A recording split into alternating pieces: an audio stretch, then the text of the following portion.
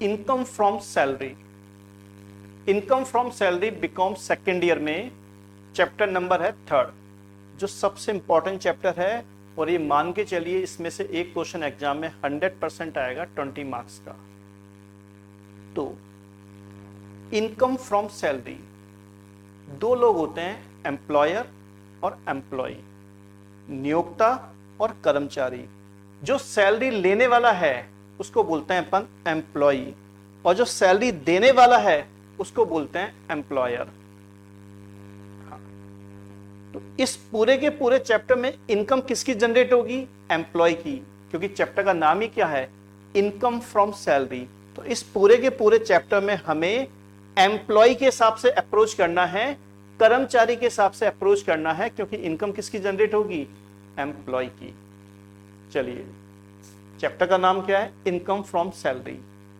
तो आज अपन बेसिकली कुछ मेन अलाउंसेस डिस्कस कर रहे हैं, और अगली क्लास में अपन इनसे रिलेटेड क्वेश्चंस लेंगे। तो सबसे जो पहला अलाउंस है आपके सामने, इसका नाम है हाउस रेंट अलाउंस, जिसको अपन कहते हैं शॉर्ट में HRA। हाउस रेंट अलाउंस, जिसको अपन शॉर्ट में कहते हैं HRA। ये जो 3 पॉइंट्स हैं, इसमें से जो भी सबसे कम है वो क्या होगा? टैक्स फ्री होगा, एग्जेम्प्टेड होगा। पहला पॉइंट क्या है? एक्चुअल HRA रिसीव्ड, यानी एम्प्लॉय ने एम्प्लॉयर से कितना HRA लिया, वो आएगा फर्स्ट पॉइंट में। सेकंड पॉइंट में आएगा rent paid minus 10% of salary, यानी एम्प्लॉय जिस घर में रहता है उसका उसने किराया कितना दिया, रेंट पेड, उसमें से अपन लेस करेंगे सैलरी का 10%। थर्ड पॉइंट में 50% ऑफ सैलरी, उसकी जो सैलरी है उसका निकाला जाएगा 50%। एक बात ध्यान रखना, सैलरी का 50% तभी आएगा जब एम्प्लॉय दिल्ली, मुंबई, चेन्नई, कोलकाता में रहता हो। इन 4 सिटी के अलावा कहीं और रहता है, जैसे कानपुर में, जोधपुर में, उदयपुर में, बिहार में, तो वहां 50% नहीं आएगा, वहां पर क्या आएगा? 40% ऑफ सैलरी। तो आप लोग ध्यान दीजिए, इन तीनों में से जो भी सबसे कम होगा वो क्या होगा? टैक्स फ्री होगा। Actual HRA received, second rent paid minus 10% of salary, third अगर क्वेश्चन दिल्ली, मुंबई, चेन्नई, कोलकाता का है तो 50%, अदरवाइज 40%। ये जो 3 पॉइंट्स हैं, इनके अलावा 2 वर्किंग नोट भी हैं जो आपको समझने होंगे। पहला, सैलरी मीन्स, मतलब यहां सैलरी का मतलब क्या है? सैलरी में 3 आइटम आते हैं, बेसिक पे, डीए की फुल फॉर्म होती है DNS allowance, if conditional, plus COS यानी कमीशन ऑन सेल। यानी सैलरी में अपन 3 आइटम लेंगे, basic pay plus DNS allowance if conditional plus commission on cell.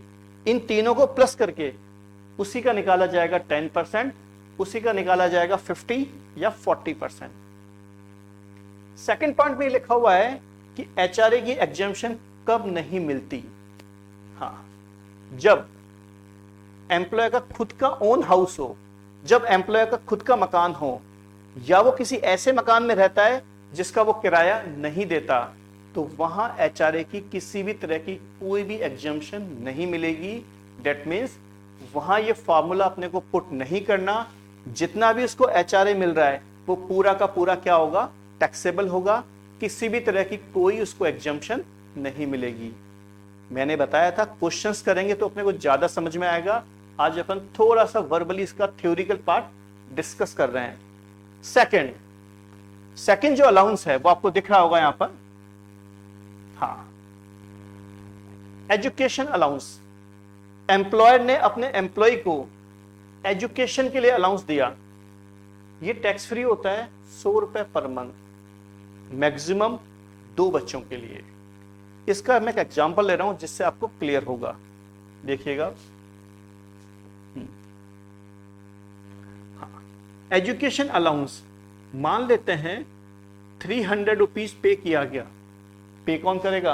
Employer. किसको? एम्प्लॉय को। मान लेते हैं 300 रुपए दिया गया, वो एम्प्लॉय के बच्चे कितने हैं, 3 इंटू 12, दैट मीन्स कितना दिया गया, 10,800।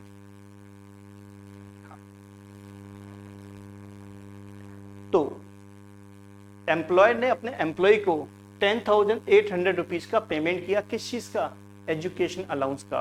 वो एम्प्लॉय के बच्चे कितने हैं, 3। बट यहां एग्जेम्प्ट कितना होगा, 100 रुपीज पर मंथ, मैक्सिमम 2 बच्चों के लिए, इंटू 12, पूरे ईयर की बात कर रहे हैं तो अपन 2400। तो बाकी जो रेस्ट अमाउंट है 8400, यह आपकी इनकम में क्या होगा, टैक्सेबल होगा। यह आपकी इनकम में क्या होगा, टैक्सेबल होगा। तो एजुकेशन अलाउंस टैक्स फ्री कितना होता है, 100 रुपीज पर मंथ पर चाइल्ड, मैक्सिमम 2 बच्चों के लिए। Second, hostel allowance. अगर एम्प्लॉय के बच्चे किसी हॉस्टल में पढ़ते हैं और एम्प्लॉयर क्या दे रहा है उनको, हॉस्टल अलाउंस, तो वो टैक्स फ्री होता है 300 रुपीज पर मंथ, मैक्सिमम 2 बच्चों के लिए। Next, transport allowance. Transport allowance की एग्जम्पशन तभी मिलती है जब एम्प्लॉय कौन हो, हैंडीक्रैफ्ट यानी विकलांग। यानी ट्रांसपोर्ट अलाउंस का बेनिफिट तभी मिलता है जब एम्प्लॉय कौन हो, हैंडीक्रैफ्ट यानी विकलांग। 3200 रुपीज पर मंथ क्या हो जाएगा, टैक्स फ्री। चलिए, transport duty allowance. Transport duty allowance अगर एम्प्लॉय को मिल रहा है तो आप ध्यान रखिए 10,000 रुपीज पर मंथ, यानी पूरे ईयर का हो गया 1,20,000, या फिर अलाउंस का 70%, जो भी कम है वही अमाउंट क्या होगा, टैक्स फ्री होगा, वही अमाउंट क्या होगा, एग्जेम्प्ट होगा। लास्ट में अंडरग्राउंड अलाउंस। जो लोग जमीन के नीचे काम करते हैं, माइंस में, खदान में, उनको क्या मिलता है, अंडरग्राउंड अलाउंस, और वो टैक्स फ्री कितना होता है, 800 रुपीज पर मंथ। सपोज इनको मिल कितना रहा है, 1,000 रुपीज पर मंथ, उसमें से टैक्स फ्री कितना होगा, 800 रुपीज पर मंथ, यानी 200 रुपए पर मंथ क्या होंगे, टैक्सेबल होंगे। तो ये मेन अलाउंसेज ये हैं जो अपने बीकॉम सेकेंड ईयर में बहुत ज्यादा काम आते हैं। इनके जो प्रैक्टिकल क्वेश्चन है वो अपन अगली क्लास में लेंगे।